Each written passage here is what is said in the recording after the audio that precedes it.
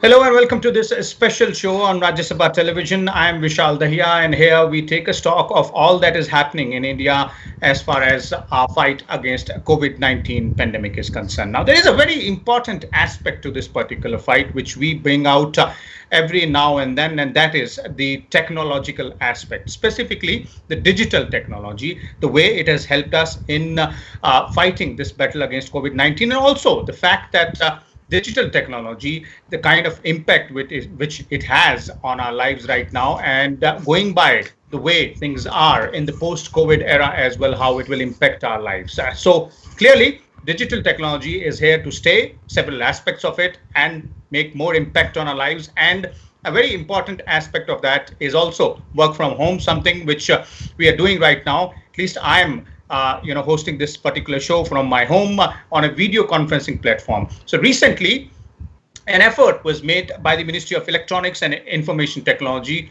to bring up the indigenous VC solutions. And that was through a VC solution challenge, wherein Indian companies were asked to go ahead and submit their entries on the various video conferencing platforms or solutions which they have come up with. Now, 5 companies have been selected, and interestingly, all 5 of them are startups. Some of them are old ones in the game, but most of them are new players. We'll talk about all these aspects with respect to that particular challenge, what it has thrown up in terms of indigenous solutions, and how it will play from here onwards. But let me first introduce the guest to you, beginning with Mr. Abhishek Singh. He is the CEO of National E-Governance Division, the division which has been handling this particular challenge in the ministry as well, Ministry of Electronics and Information Technology. We also have with us Mr. Jiten Jain. He is our digital technology expert, somebody who keeps a tab on all these developments. And we're joined by 2 tech entrepreneurs who have been selected by the ministry in this particular challenge. First, we have with us Mr. Amit Chaudhary. He is the founder and CEO of People Link. And then we'll also be joined by Mr. Ramesh Chaudhary, the founder and CEO of Sav Webs, another company. So let me begin with you, Mr. Singh, and let's start by making our viewers understand a bit more about this challenge, the idea behind this particular concept, and how it went about. Yeah, see, as we all know, during the COVID-19 pandemic, work from home became the norm, and we all were required to work remotely and use various video conferencing tools to work with. So government also adopted that, and there were several solutions available in the market. And, once we were using that, then there were certain concerns raised, not only in India but worldwide, with regard to security features of some of the solutions that we're using, the usability, the features, and then the thought came among when we were having a discussion within the Ministry of Electronics and IT, is that say video conferencing solution is not something which is very complicated. Why can't Indian entrepreneurs, Indian tech companies, Indian startups build something for our country here, which can be homegrown, which can be hosted in India, which can be used? So there were some solutions, but in order to quickly select that, we thought let's run the innovation challenge, and accordingly on the MyGov platform, we launched a video conference innovation challenge along with MeitY Startup Hub, whose job is to promote startups and entrepreneurs. So we had initially thought of doing it in 3 stages. In the initial stages, the ideas will be drawn. The second stage was the prototype stage, in which those selected in the ideation stage will be asked to make the prototypes. And then after the prototype stage, top 3 will be selected for making the scaled up solution. So in the first round itself, we got more than 2,000 applications. That was like quite surprising, and we were like amazed at the kind of talent pool that we have and people who can make such solutions. From 2,000, we shortlisted 30 who had great potential. 30 solutions were asked to make presentations, out of which 10 were supposed to be selected for making prototypes, but we could not select only 10. We had to select 12 because all of them were so good. And then the 12 which were selected for making prototypes, they made their presentations over the last weekend, and the whole Saturday, Sunday was spent with a jury member comprising of experts from government, industry, academia, and two full days of presentations were done. And based on that, though we were supposed to select only 3 for scaling up, but we had to select 5 because 3 were very good, but 2 of them were close behind. So 5 of them have been selected for making the final prototype. So of which Serve is here, I believe, from Jaipur. People Link from Hyderabad is here. Techgencia is another company from Elapuza, and then two more companies which have been selected for making the prototype at the number fourth and number fifth. So Soul Page and there's one more company. So they will be making the prototypes, and the best one, which will be selected after this, will get a government contract for worth 1 crore for 3 years. And all the solutions will be also hosted on the government e-marketplace, so that any government department, anyone who wants to use it, can use these services. Okay, and that's a very good opportunity, specifically considering the fact that almost all of them are startups. Let me bring the tech entrepreneurs here about whom we are talking. Mr. Amit Chaudhary of People Link is with us. Mr. Chaudhary, let's begin by knowing a bit more about your product. Very good evening to all of you. First of all, I'd like to thank Mighty for giving us an opportunity. It's an amazingly greatly done concept, and for the first time innovation challenge done in India. It's going to be kind of definitely creating a lot of new opportunities for in different spaces, and Mighty has already opened up other challenges as well. So first to talk about People Link as an organization, we basically have been in the software-based video conferencing field from a long time. And I personally was lucky enough to start the software-based video conferencing in the world in 2001, 2002, when nobody even knew about software-based video conferencing. So I was the country head of the company called as FPC Incorporation, which was the world's first attempt for software-based video conferencing. But at that time, it was too early and too nascent for a technology to come in, and that was a US-based company. It got kind of plunked, and it couldn't kind of take off.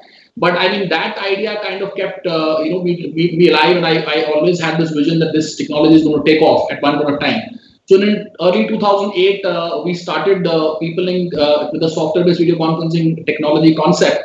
But at the time also it was too early, because the market was still hardware-driven. Polycoms and Cisco, which are pretty large players in this market, they were dominating the space.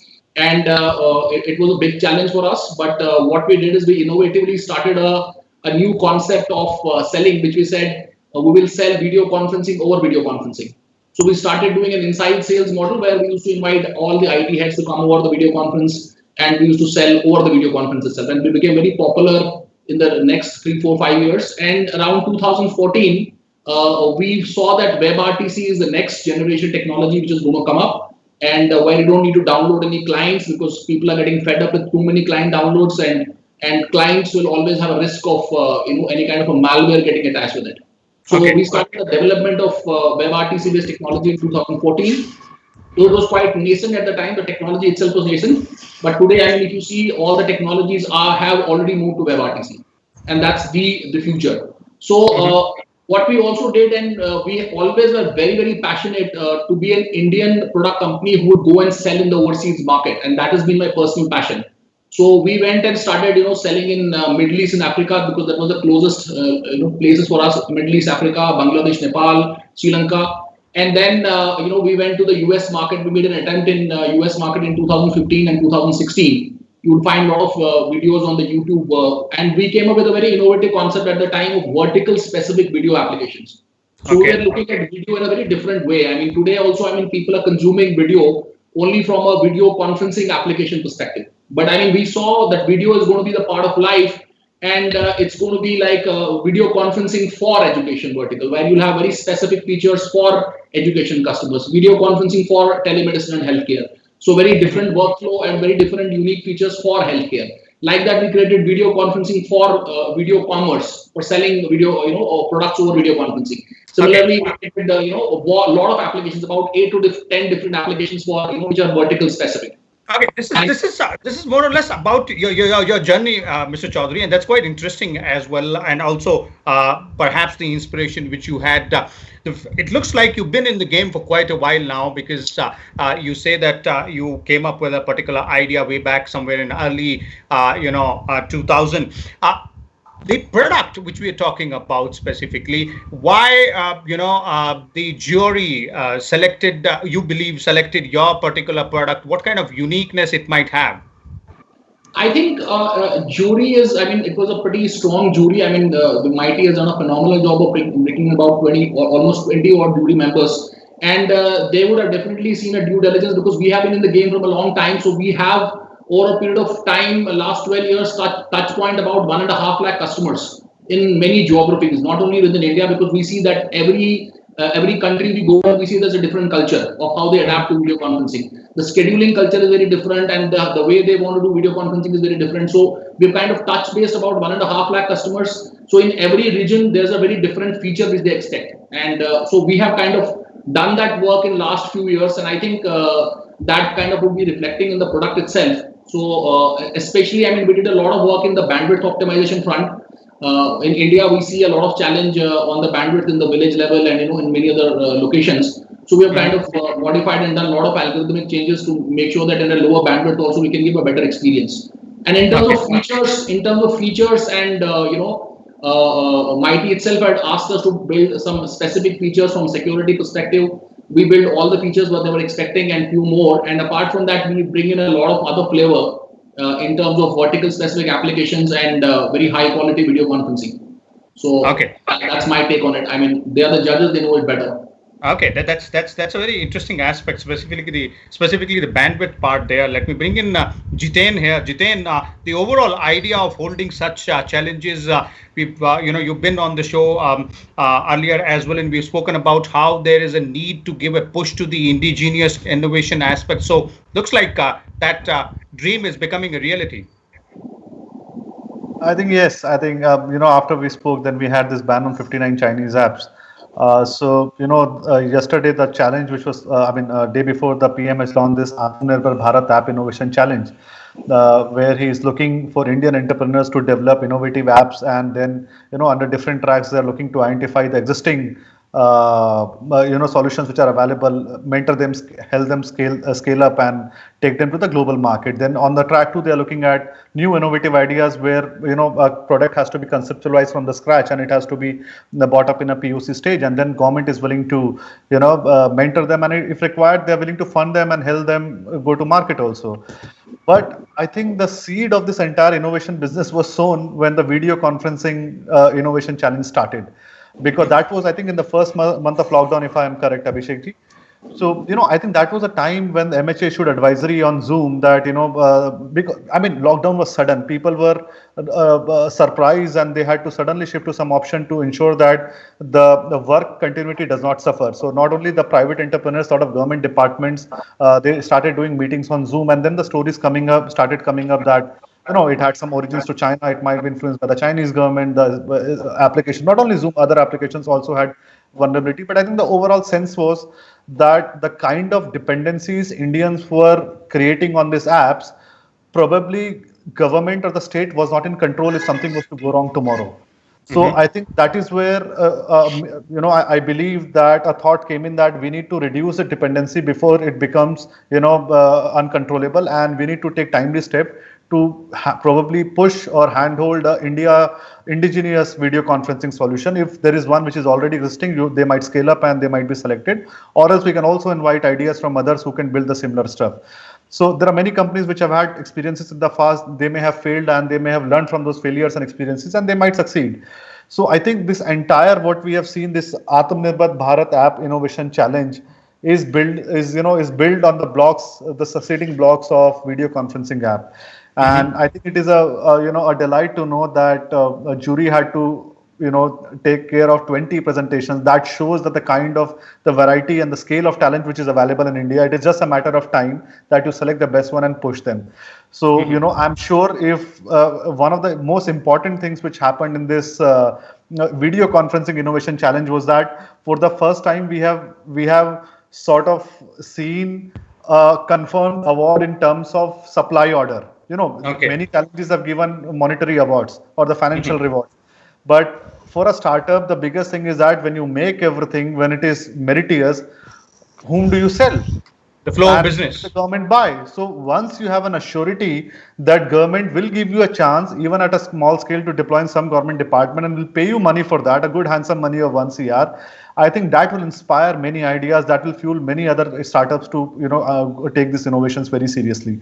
So I think that for me, that is the biggest change maker, that you give them a short supply if they succeed. Okay. So quite right. Out here pointed out by Jiten that a timely step being taken by the Ministry of Electronics and Information Technology, giving wonderful results, and obviously a lot of support for tech entrepreneurs as well. We also have another tech entrepreneur with us, Mr. Ramesh Chaudhary, one of the other participants who was selected by the jury in the top 5 category for this particular one. He's the founder and CEO of ServeWeb. Mr. Chaudhary, welcome to Rajya Sabha Television. Let's begin by knowing a bit more about your journey and your product. What made the jury select you and your product make it in top 5? Uh, Thank you for calling me. Basically, while we are designing this product, we have one thing in mind, that this product should be indigenous and India first policy. Like the Indians needs to be use this product, the servers and data flow, and end to end. Like the product is designed and developed and like hosted in India only. The all the people basically going to be connected. They are calling through the all the call data route through the India only, and basically, and we also focused on the industry specific. Like we are working on specific physical to virtual environment. The point is, while the COVID situation and other situations, we are doing just this is not just a video conferencing app or communication application. We need to be give the same experience that we are getting physical while student is joining the class, or we are going to the courtroom, or we are doing some kind of press conferences. The experience should be the same. Like for example, in the classroom, what happened? There is a classroom. Students are sitting in the classroom, and teacher came and out at the period wise. Similarly, we design the things. Like if you are using that application as a education institute, then the application UI and interface will be changed. And there is a classroom. Students are always in the classroom, and teacher join as a period and go, and everything is recorded. Student easily can check. And we also like study that what the issues facing in Zoom and other applications. They are just video conference applications. We need right now a collaborative solution where people can collaborate with each other and communicate and enhance their productivity. Like for example, there is a some point of time we need to be go the live courtrooms, and we need to be placed who's the judge and who's the jury and who's the basically the like victims and other officials. They need to be identified the one on the single screen view basically. And also should be very easy to use. For example, we make it so easy, and we implemented AI bots, the WhatsApp AI bots. You just need to send a message in any language, any Indian language, Hindi, Tamil, Telugu, Punjabi, English. Let's start a meeting, schedule a meeting, and WhatsApp automatically replies you, this is the your meeting URL, you can join it. And if you need to be share with other people, just share your contacts as easy as you are sharing on the WhatsApp. Okay, Mr. Chaudhary, I'm also told that during this particular competition, you made your entire presentation in Hindi. So, is there some specific a focus on the Hindi heartland in terms of features which your product might have? Basically, I have very strong feeling that I have few reasons to choose the Hindi. I know the 5 languages, basically Indian language, I can speak and read and write. But the point is choosing the Hindi is basically this is the indigenous product, number one thing. And we have to be clear message that we are India first policy, develop that project, number one. And second thing is that while we are speaking in the Hindi, I found that we have a very strong opinion that if you are speaking not in English, then there is something like you are lacking in the knowledge and other thing. And one more thing, from the last few years, I found that people change the meaning of communication skills. That say, if you know English, then your communication skill is good. But my point is, if you know English, then this is no communication skill. This is just a language to communicate. You need the knowledge to communicate. What you are going to communicate. This is the main important part. Sometimes I feel that when we start, some people judge us like you are speaking in Hindi, maybe your English is not good, maybe they are not that from the small city and village, maybe the point. But when we come up with the knowledge and the point and discussion, then, and I'm sure you that not only this presentation, from last 5 years, we crack the lots of deals more than the value 100 crore rupees approximately. And with the multinational banks and airlines, and the most of the presentations are in Hindi. Okay. Yeah, So like it's when is not the definitely time? it's definitely language is not the barrier there. It's all about knowledge. Knowledge is what which takes you at a higher pedestal, and that's what is pretty much clear here, Mr. Chaudhary, since you are amongst the top 5 in that particular competition. And let me bring in Mr. Singh here. Mr. Singh, quite an interesting mix of the winners which you have. One company from Hyderabad, we spoke to Mr. Amit Chaudhary. Mr. Ramesh Chaudhary is here with us. And there's another company from Kerala. There are a few more as well, some of them startups also. So is there a long-term, in terms of a long-term plan? Obviously, you will, earlier you told us about how you will give them an opportunity to have more business from various government departments. But is there some long-term plan vis-a-vis other aspects of utilization of digital technology as well? See, and indigenous innovation specifically. See, one thing that has become a new reality is very often called the new normal in the post-COVID world. Like still we are battling COVID, but like now the life as it continues, the behavioral change in the post-COVID world, we have seen that more and more things are happening online. We have working from online, we are doing VC meetings, we are doing TV shows online, this education has gone to online domain, health will go to telemedicine domain, courts, as Ramesh Chaudhary ji ne bataya, courts will function through video conference solutions, and all these interactions will require specific features. We already do a lot of e-commerce, but to people in which they need to see each other, they need to talk to each other, they will require customizing these VC solutions. And then we added to that, we will be requiring platforms where people can log in and people can work. So a virtual office environment will be created. I am even seeing a disruption of education, like digital education, online education. Like today only I was reading that my alumni, my college where I graduated from, Harvard has announced that next entire year will be online. People will be studying virtually. So what does it mean? When you don't have brick and mortar classrooms, then any student can study anywhere and can get the best of the education. What it requires giving them a device, giving them a connectivity. In India, we have to address issues of digital divide.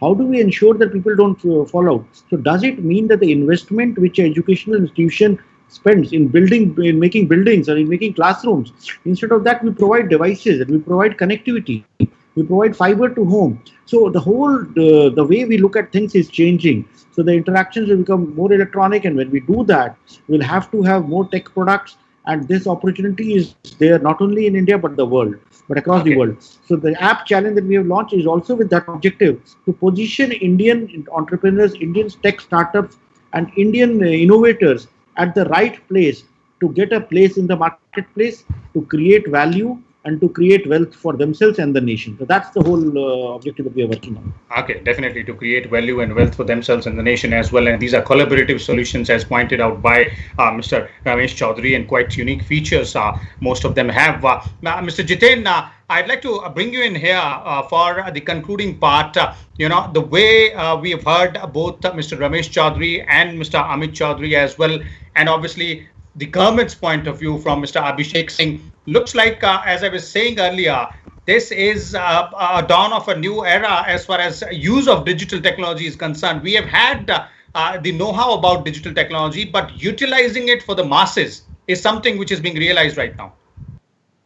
No, I think, you see, I'm 100% sure that best of video conferencing applications will come in India and they will be selected by MITI. And I think, so that is not an issue today. I think the larger opportunity lies in how do we address the challenge of providing digital schooling in rural India where the basic digital infrastructure is not present. I mean, they don't have laptops, they don't have connectivity, they don't have fiber. And so how do we deal with that challenge? And even if we were to, provide connectivity, how do we then train the teachers to use those infrastructure to successfully deliver the education? And in the last episode also, I pointed out, I truly agree with Abhishek ji that he has on his mind that, we should not end up creating digital divide, and whatever best we can do. And if one of the ways is to drive these innovators who are participating in the challenge to probably put in features which can cater to school specific or higher education specific requirement, I think that is one of the biggest service to India we would do today. Okay. Second, I really like that one of the presentation was made in Hindi. और मैं ये जरूर कहूंगा कि आप, मुझे नहीं पता विजेता कौन होगा, पर आपने बहुतों के दिल जरूर जीते हैं. And that shows the point that that mindset what we had for decades, जो हम ये अंग्रेज बने हुए थे कि innovation will only come from English speaking people. I studied in a government school. I could not speak English till 15 years back, so I understand that where is it coming from. जब शायद सोचना पड़ता है, घबराहट होती है कि सामने वाला क्या समझेगा.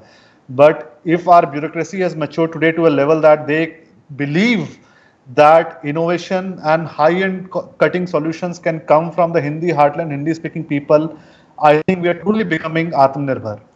Okay, definitely there it I is. have a point basically. Yes, like most yes, of Mr. the Chaudhary, products, most of the products are made by Indians, but they are not made in India actually. If you check it out, that ITs, that's why we are like underestimating ourselves, right? And if we found that the whole entire industry, software industry, is run and ruled by the Indians only, and we just need to be change the place. The talent is always here. Okay, definitely. That is what the basic idea behind the entire Atmanirbhar Abhiyan or becoming self-reliant is, that we have to go from made by Indians to made in India as well. Innovative challenges like these, which have been brought about by the government, obviously throw up several options. Point. Yes, Mr. Jain, please. Made in India, made by India, and owned by Indians. We should not sell our technology tomorrow, even if we were to be selected. And that is the point I would like to remind. We must retain our talent. We have talent, but we're not able to retain them. So once you have ensured that, we should not be IITs where they have become a selecting ground of, choosing best of talent and putting them on a plane to US. I think our approach has to be that if government is investing so much of energy and time and finance to mentor and select these startups and mentor these solutions, we must ensure that we by policy and by design, by commitment and by encouragement, ensure that they remain within India and they are owned by Indians forever. Okay. Not all IITians go to US. That is where the support system comes in. Yes, I'm Mr. proud of Abhishek that you have come back and serving, and I respect you for that. Come back, I never. Well, this conversation between all three of you sums up the entire idea which we have been talking about for the last 25 minutes and in several of other episodes as well. Thank you so much, Jiten, Mr. Abhishek Singh, Mr. Ramesh Chaudhary, and Mr. Amit Chaudhary also, who joined us in the first half of the show. This was all about how Innovation Challenge on VC Solutions have thrown up some interesting products and obviously tech entrepreneurs out there who are willing to go ahead and take up these challenges, find solutions. It's not only about video conferencing apps. This is a much larger, much bigger picture wherein the idea is to have collaborative solutions made in India, made by Indians, and as Jiten said, to stay in India only, the technology. Thank you so much for being with us. We'll come back again tomorrow with a different topic. Till then, you keep watching Rajya Sabha Television.